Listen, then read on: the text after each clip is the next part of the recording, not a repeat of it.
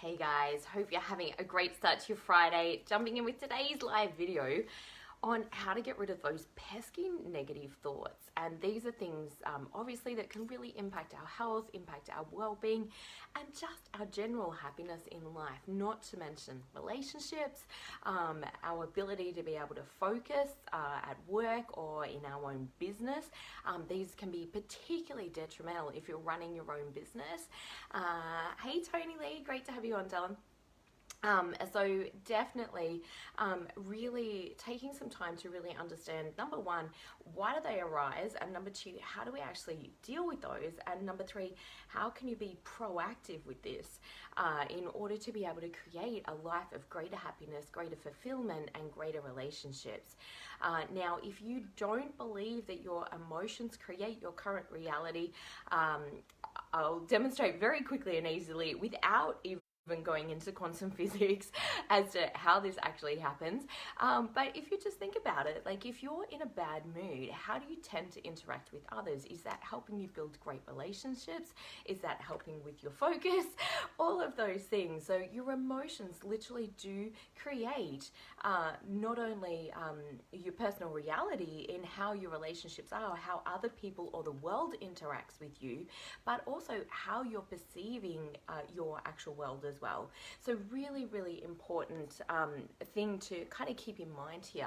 Now, with our negative thoughts, these can be quite pervasive at times, and they do build. We do have the universal law of attraction working with us or for us at all times. So whether we're heading in a downward spiral or an upward spiral, anything that you focus on will build momentum after 16-17 seconds. Now that is not a very long period of time, and generally when we're faced with reality or experiencing something that is not fun or that we're not enjoying or that we don't love, we tend to not be able to take our eyes off it. It seems to be human nature.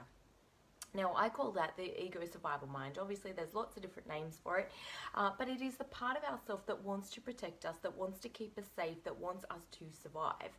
And so its job in order to protect us is to figure out what's going to hurt us, what's not okay, what's bad, what's wrong, what should we avoid, what do we need to be careful of. So its job is literally to defend, to justify, to criticize, to push away, or to clutch onto or grab onto.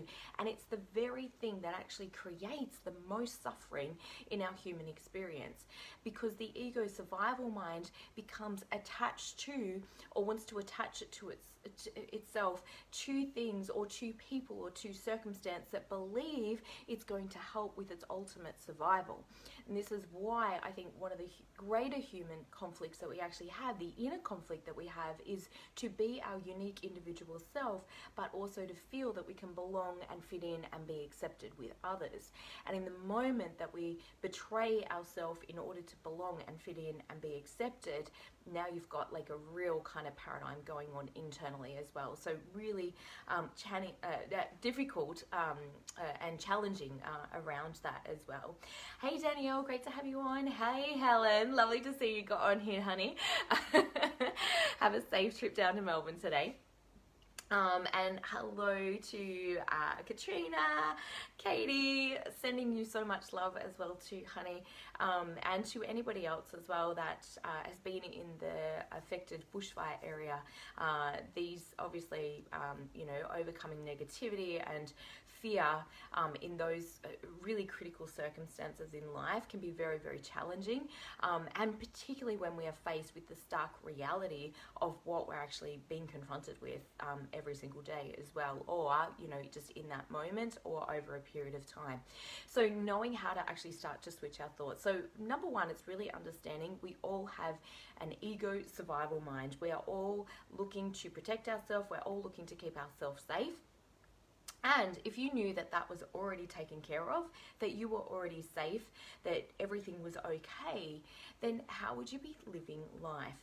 And this brings us back into our heart, because quite often so many people are living from a base survival level of just trying to get through the day, that it doesn't allow you to engage your creative center and engage your creativity in actually feeling like you've got choice around how you actually create your life. And I certainly know how that feels.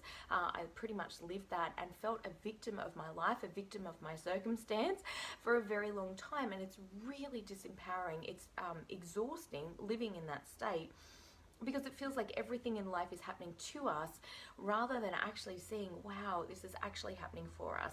Now, that might be a stretch for you. I know in some of my life circumstances, it took me up to 2 years to see how an event had actually happened for me, not to me. And so, you know, if you are going through a really difficult circumstance at the moment, you may not be able to step back and have that perspective right now.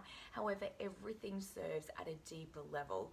And when we're faced with dire circumstances, it elicits so much desire for things to get better. And I know for myself that was certainly true, because I absolutely, at the lowest point in my life, absolutely hated who I was, how I was showing up. I had so many negative thoughts, and I truly, truly desired with all of my heart, with all of my soul, with every part of my being, I longed for something different.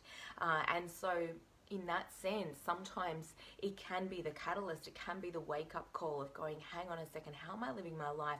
How am I showing up? What is it that I actually really want instead of like living this? When things are so pretty comfortable, it's kind of like, it's not so bad. We're less likely as humans to actually create change, because we're more inclined to pull that security blanket up and go, it feels a little bit safer if I just stay here, because stepping into the unknown or creating something new for yourself is daunting. It's exhilarating, but it's also equally terrifying, and I can definitely attest to that on lots of levels as well. Hey Megan, great to have you on. Hey Jode, loads of love to you, darling. Good to see you on here. Hello beautiful Kim and Marty, lovely to have you on here. So if anybody's got any questions as well, as always, please feel free to jump in. So pesky negative thoughts, like I said, everything, law of attraction is bringing more and more and more of whatever we're focused on. So whether that's good, or what we perceive in our ego survival mind is good. Remember, the ego survival mind judges everything. So it will label things as good or bad. In truth, and you may have seen the metaphor around, there's a old farmer and his son got enrolled or got enlisted to go to war, and a week before that actually happened, he broke his leg, and so there's and somebody was coming up going, oh my gosh, that's so lucky that like he broke his leg, or you know, but initially it was bad luck that he broke his leg, but then it was good luck because then he didn't get enlisted in the war. And then there was just this series of events where one person was judging it constantly as, oh, that's a really good thing, or oh, that's not so good, and yet the farmer was kind of quite, I guess, non-judgmental would be the word, where he was just like, it is what it is. I'm not going to label it as good or bad, because things are always working out in the outcome as well. So really, really perfect to be able to sit back and see whether you are judging something. So how to know where your ego survival mind is, or whether you're actually fully in that, because quite often we actually get hooked into that particular identity. And I've got some really strong kind of aspects of my ego survival mind. So I have a drill sergeant and she loves to kick my butt. She's kind of like my inner critic, and she can be really, really mean at times, but overall her job is to protect me and keep me safe. So if I'm not doing what she believes that I should be doing, so it sounds like a little bit of split personality, right? But hey, who's got multiple voices in their head? I'm pretty sure most of us do, if not everybody. And so she loves to kick my butt, and then I also have an inner child, and sometimes she's really anxious and she feels really insecure, and sometimes she doubts herself, and sometimes she feels really scared and doesn't want to act on stuff. And so quite often my inner drill sergeant, my inner critic, and my inner child will kind of be at war with each other, but neither of those aspects are actually the real me. They're part of my ego survival mind's construct. from all of the information that I got growing up and from everybody around me, teachers, friends, loved ones, you know, people that I've placed on a pedestal or an authority, and, you know, all of those subconscious messages and even mass consciousness with society and who I needed to be in order to be lovable or be acceptable or fit in or belong in the world. And that's what I was saying at the start, is anytime that we betray ourselves in order to fit in and belong, you'll always feel abandoned, you'll always feel alone, and you'll feel separate. The connection to self, and whether you believe in spirituality or not, you know, I'm not here to change anybody's beliefs, but that connection to the larger part of you, we've all got a large self and a smaller self. That smaller self wants to protect you, keep you small, and the larger self just wants to live life. You want to step into your full potential. You know that you were born for more. You know that you were here to do something really special in the world, or to make a difference or an impact in some way. And we're all born with that deeper desire, and yet we can't actually live into that purpose, live into that desire, if we're allowing the ego survival mind to be running the show to protect you, to keep you small. And this is, again, like our greatest conflict around this. So being able to, number one, identify when are you in your ego survival mind. Now there's 5 big things. There's some other different things that you may notice, which I call kind of red flags, or they just let you know. It's not to judge yourself, because again, if you're judging your ego, that's just the ego judging the ego, right? It's just another aspect of you that you've created in order to try and keep the other part of you contained in some way, or knock it into shape, a bit like my inner drill sergeant and my inner child that just wants to play and have fun and chill sometimes. So really important from that aspect to just recognize that within self. So if you are criticizing either self or other, if you are blaming either self or other, or situation or circumstance, that again is letting you know, hey, you're in your ego. Because it's when we step back and go, wow, how have I actually created this, or you know, attracted this experience to me? What were my thoughts? What were my underlying thoughts? That's a big statement, and I was really pissed when somebody said that to me, that my life was a result of who I'm currently being. But it also set me free at such a deep level. And sometimes that mightn't be necessarily the situation or the circumstance that you're going through. Sometimes our soul provides us huge opportunities to be able to grow or to wake up in a way that doesn't feel comfortable, and I call that receiving a gift wrapped in ugly wrapping paper. But other times as well, it's how we're actually perceiving that, or how we're choosing to respond to that particular event, circumstance, situation, person, and it's our response ability. So our ability to be able to respond to those situations and circumstances where we either empower ourselves or disempower ourselves by feeling like a victim of the situation. And that's part of that ego survival mind. It doesn't want to be responsible. It wants to blame other things. It wants to make everything wrong or bad, or protect itself or shut down in some way. So anytime we're criticizing, blaming, defending, justifying. So if somebody invites you somewhere and you're like, oh, I can't go because this and this and this, or you notice you going into story, my life is this way because this happened to me, this happened to me, this happened to me, this, you're in your ego. And I say that with absolute love and compassion. Like I said, I lived there for a long time. It's a pretty uncomfortable place to be. And I still go into my ego survival mind. My inner drill sergeant still kicks my butt from time to time. So, you know, like, it's just having awareness around this. It's just, I don't let that play out like I used to. It used to be weeks and months. Now it's like moments, or, you know, at the most probably a few hours before I really start to shift and change this. So number one is awareness. Are you in your ego survival mind?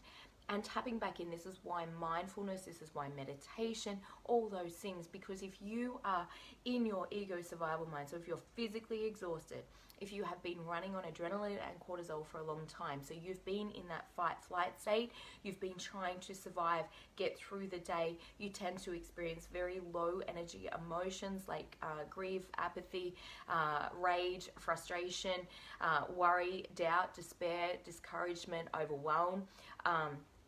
irritated, agitated, all of those are ego, survival mind emotions where we're trying to get through the day rather than stepping back and actually being proactive in how do I choose to create my life. Now, like I said before, you've got the law of attraction working with you all of the time. So if you're feeling frustrated, guess what? You attract more things that frustrate you. And when we've got strong beliefs around my life is difficult, or my life is hard, or people are awful, or people treat me bad, or nobody loves me, or I'm not enough, or I'm unworthy, like all of those things, guys, are just beliefs, and they're just a thought you've thought for so long, and maybe somebody implanted that message a long time ago. But guess what? If you're an adult, you've got a chance, you've got an opportunity to just not believe that anymore. When we're kids, from 0 to 7, we do not have an analytical mind that helps us reject ideas. Everything goes in subconsciously, everything goes in hypnotically into us and literally becomes our programming. So if there's different things that are showing up in your life that are giving you feedback, hey, I'm not feeling loved, or I feel like nobody likes me, then time to look at those beliefs. You've got a real opportunity to actually start to shift and change those things, and it's a lot of what I've spent the last 10 years of my life doing. So really helpful with that, obviously. Hey Tadia, great to have you on, and Sarah and Mark and Catherine. Oh, loads of love to you, beautiful woman. And Catherine, so good to have you on here. So with the ego survival mind, just know, like, if you're having some of those pesky negative thoughts, that is going to be coming from your ego survival mind. It's time to get quiet. It's time to create some space and time. Now, if you feel like you can't create space and time for yourself, again, that is just another limiting belief. It's up to you to change your life. Years ago, I was working crazy hours. I was doing coach calls at like 5:15 a.m. in the morning. I'd generally do 2 or 3 coach calls. I'd see 5 or 6 kinesiology clients during the day. And then even on the weekends, I was justifying how I was showing up because I do half a day on Saturday of coach calls, and I justify and say, yes, I have 1 day off because I have half of Saturday and half of Sunday morning, and then I do more coach calls Sunday afternoon. And I was literally burning out so fast. You cannot pour out that much without actually taking in and nurturing yourself. And there was a lot that I was doing to support myself, but I was burning out. And if you're physically tired, if you're burning out, literally, it won't happen overnight, but you can create massive change. And over those last 4 to 5 years, I've got incredible space and incremental so much time to focus on things that nurture me, things that fill me up, time to go to the gym, time to take care of my body, time to spend in my relationships. So all of those things are really important. So number 1, identify, get clear the awareness around your ego survival mind. Where is that playing out? What beliefs are you holding that are keeping you in this cycle? Like I said, you'll have a bit of momentum going generally with those things, so you can't pull it up all at once. It's the trick is to soften some of those things, or to get curious rather than beating yourself up about, oh my God, I can't believe I'm doing that thing again, or oh, I feel so negative, or oh, that person's so negative. Get curious. It's like, curious is such a great energy, and when we step into curiousness, now you're stepping closer towards courage, which actually gives you and starts to generate energy rather than deplete your energy. This is really important to understand. And when you're curious, it helps you to step back and see things from a different perspective as well, rather than feeling like you're locked in. Because when you're at that level of consciousness of survival, everything is going to appear as a threat. So really important. Start to get mindful, start to create some space and time for meditation. I started with 2 minutes a day. And then start to question your beliefs. Is this really true? Can I absolutely know? If I had to answer yes forever, absolutely yes, could I say yes? And most times, 99% of the time, you may disagree with that, and it's because the ego's got a really good stronghold on that. When I've really genuinely sat with that and asked myself genuinely, could I say absolutely yes forever? 99.99999% of the time, actually 100% of the time for me personally, it's been a no, because I can't absolutely know that. And this is how we trip ourselves up as humans, by using universal language of everybody doesn't like me. This happens to me all the time. This is always happening to me. Everyone, everything, every time, like, it's when we use universal language, which is all inclusive, which of course there's events, there's situations, but by using that language, you will delete or distort those situations where you just literally won't be able to see where it's actually not true. And so it's like putting on a pair of glasses and wearing that, and now that's the lens that you're looking through. You're looking through the lens at life of a particular emotion, and say that's frustration. Everything that you look at is going to feel frustrating for you, and law of attraction is just going to keep bringing more and more of that to you, and you're going to keep creating more and more of that. Because if you're frustrated, hey, how do you communicate in your relationships? You know, we're generally short or a little bit not as loving, or not as patient, not as kind, and so therefore, you know, the response that we get back from others may frustrate you even further. And you know, I say that with absolute love and compassion. We've all done it. I've done it a million times. But it's the awareness around it that allows you to start to shift and change. So it's softly bridging the gap. What would I like instead? Or I'm looking forward to feeling a little bit better. It's just a softer way of starting to bridge that. We need to start slowing down, start breathing, connecting to your heart, and connecting to love again. And this doesn't have to be ultimate self-love or ultimate love for somebody else that's really annoying you at the moment. Just get your eyes off it. Focus on something that you do like, love, or appreciate. And it can be as simple as, like I said to a client yesterday, I have this beautiful soft blanket that I love to use in my meditations each day, and it's just like, it just makes me feel happy. I'm a real sensory person, so things like that just light my heart up. Or just like even my bracelets, or like earrings, you know, there's the simplest of things. I really appreciate that, because now it's taking your focus off things that are difficult or really annoying for you, where you're creating more and more of that circumstance, and it starts to bridge the gap into getting back into an upward spiral. But when you're in a real negative spiral, and when you've got a lot of momentum going, it's like trying to pull up a 100-ton freight train all at once, and then send it back in the opposite direction. That's not going to feel comfortable at all for your physical body or for yourself. It takes tremendous discipline and tremendous willpower to do that, because you've got the law of attraction. Actually, it's working for you because it's bringing you more of the same. So when you get it going back in the right direction, you're going to build momentum in a powerful way. However, whilst it's heading in a negative direction, you know, you've got to slow it down and just bridge that gap. Be soft and gentle, be kind and gentle with yourself, be loving, kind, get extra sleep, do whatever you can to support your physical body. When I'm physically exhausted, my ego mind goes crazy. My inner critic wants to kick my butt, particularly if I feel like I need to rest or I need to nurture my body.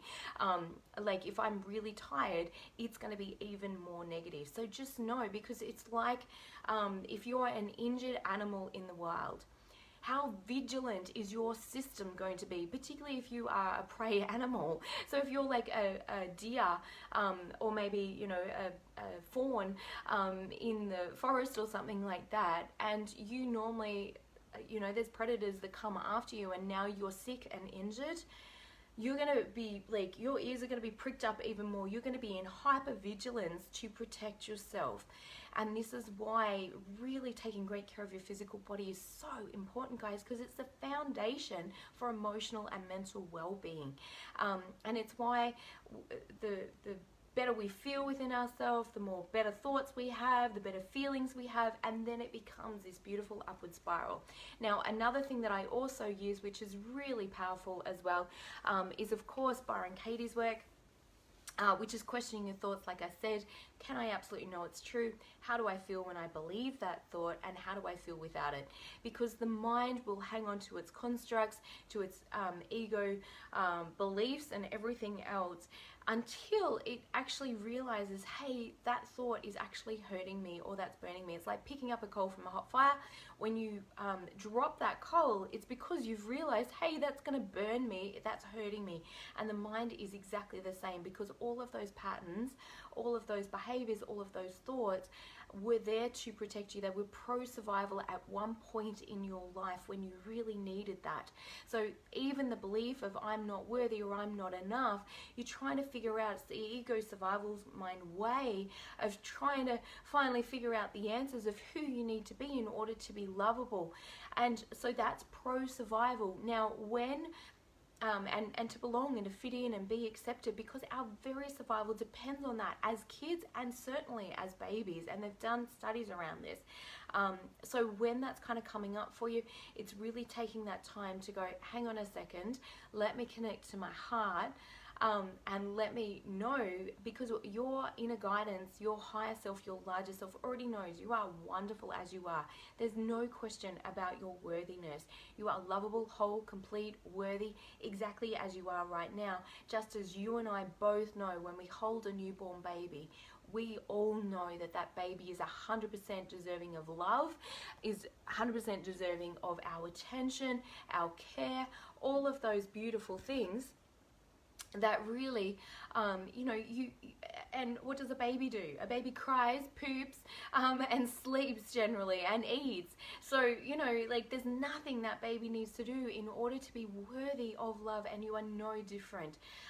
Our ultimate fulfillment and happiness and joy in life come from fulfilling our 6 human needs, 2 of which is growing, becoming more, and contribution.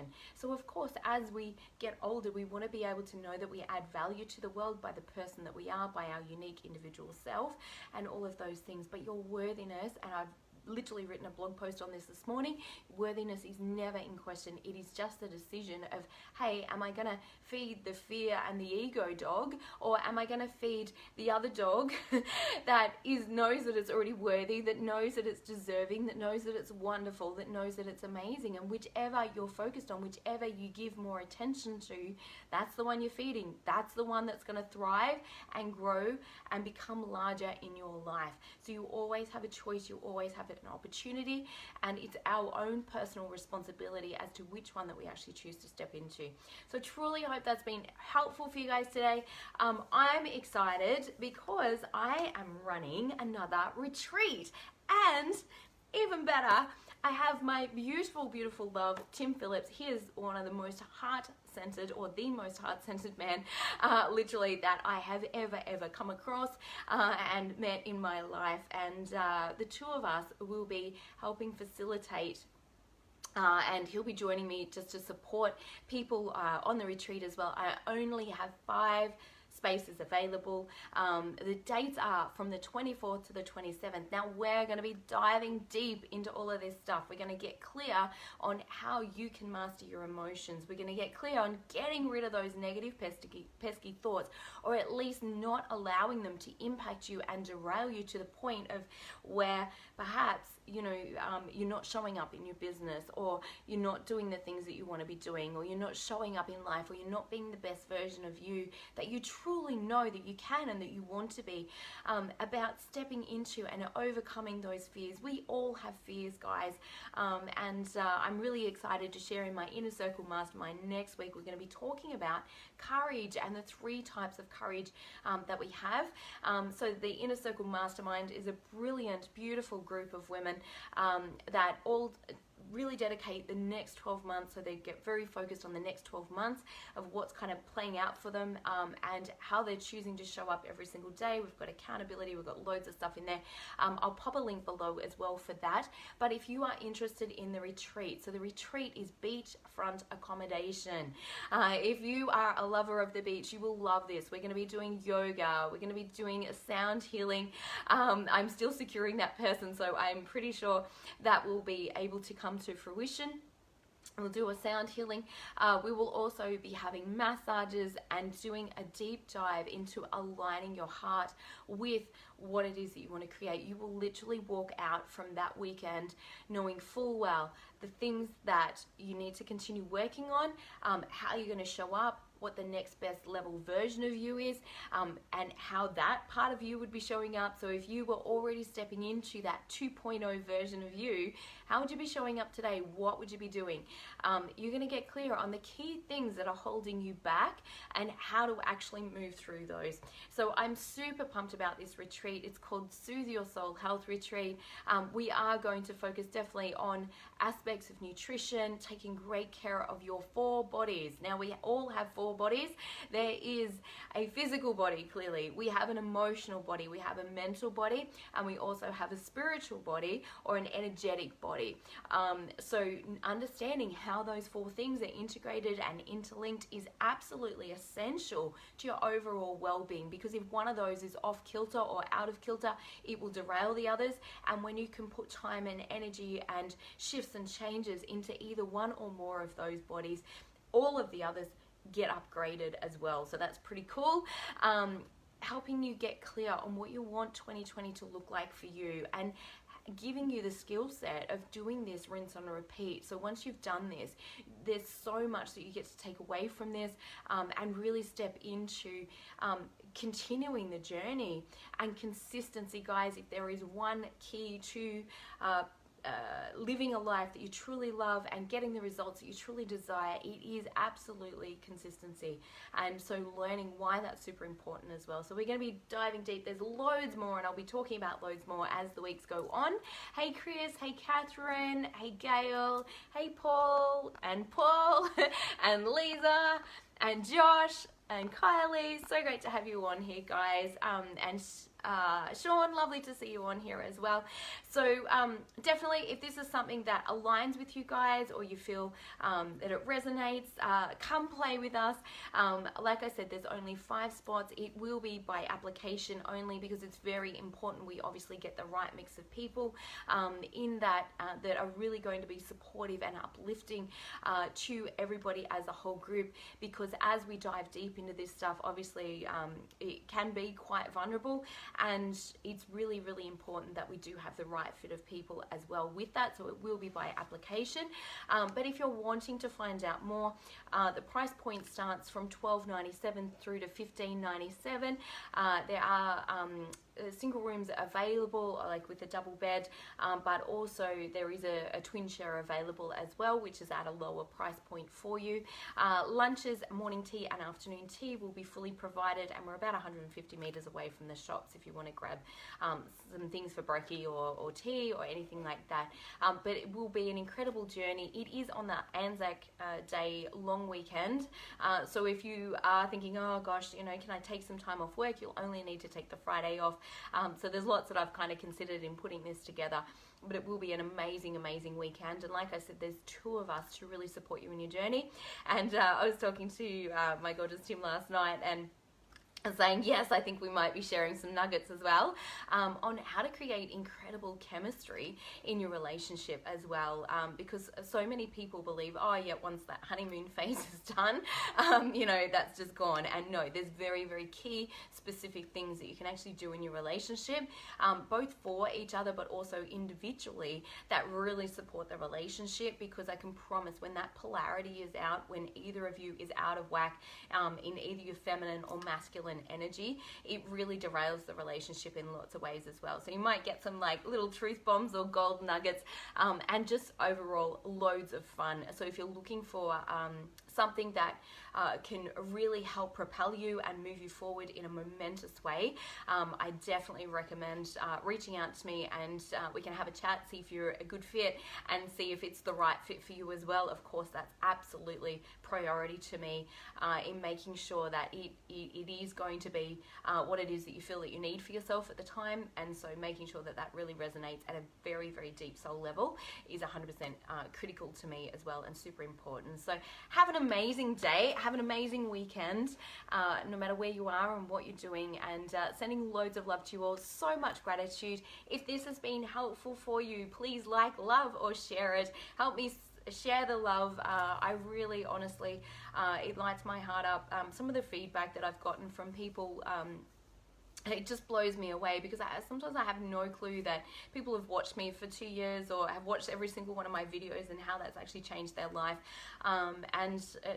It does help me just show up at that next level or find those next nuggets as well. And of course, you know, as we move forward, we're all helping each other rise up in our own way as well, just as my previous mentors and my coaches and you know, everybody that I'm working with as well are all giving me tips and helping me understand things and everything else. And I think the more that we can get this information out there, not only can we help others empower themselves to live a happier life, but it raises everybody up in abundance. It shifts the mentality around scarcity and fear and survival, where we ultimately can be living in a much more harmonious, loving world where everybody's supporting and contributing to each other, rather than feeling like it's every man or every dog for himself.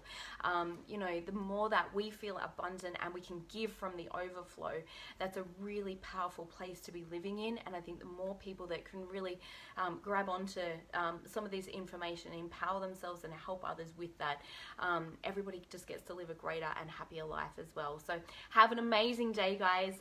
Loads of love to you, like I said, and so much gratitude. Thanks for tuning in and for watching. Have a great day. Bye.